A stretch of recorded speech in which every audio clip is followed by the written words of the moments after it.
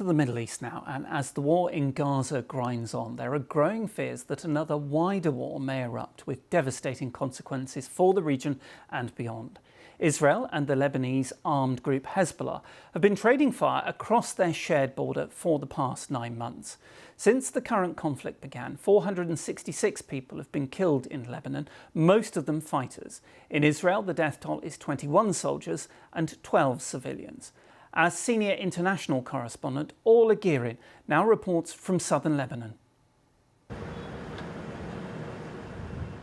They are here to keep the peace, but there's less and less of that. This is Charlie 1, ready to move, over.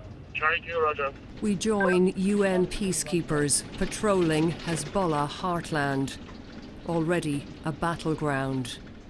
We're heading for the Blue Line, Lebanon's unofficial border with Israel. If all-out war comes here, it could set the whole Middle East alight. So where are we, Tom? So, Orla, you're here in the outskirts of a village called Yalloon. Tom Fox leads the Irish contingent.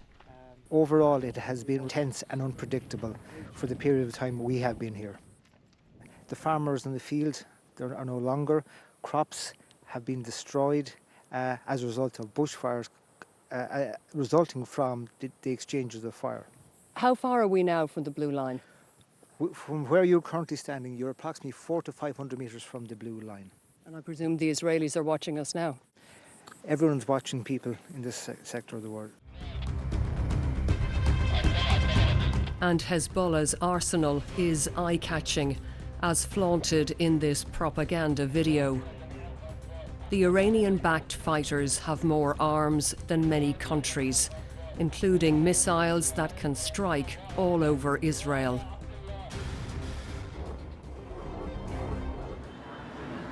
And Israel has been striking back. Most of the dead are fighters. Sally Sikaiki was not. The 25-year-old was a volunteer paramedic, killed in her own doorway. She was Hussein's only daughter. Could you tell me about Sally? Tell me about her. Oh.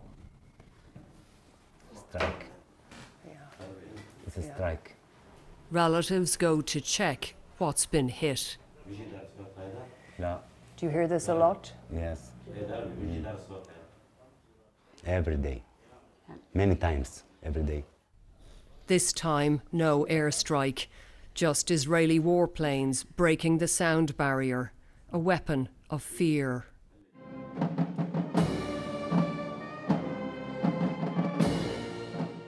But death often comes from the sky. Here, full military honours in Beirut for a senior Hezbollah commander killed in an Israeli airstrike. So far, this is a limited conflict, but if it escalates, it could draw in other Iranian-backed militant groups in Iraq and Yemen and embroil the US. This is a show of grief and of anger, but it's also a show of strength. For months now, Hezbollah has been burying fighters, but it has many more to take their place. And if there is an all-out war with Israel, Hezbollah will be a far more formidable enemy than Hamas. If there's a ceasefire in Gaza, Hezbollah says it will also cease fire. Its message: we don't want all-out war, but if it comes, we will fight to the death.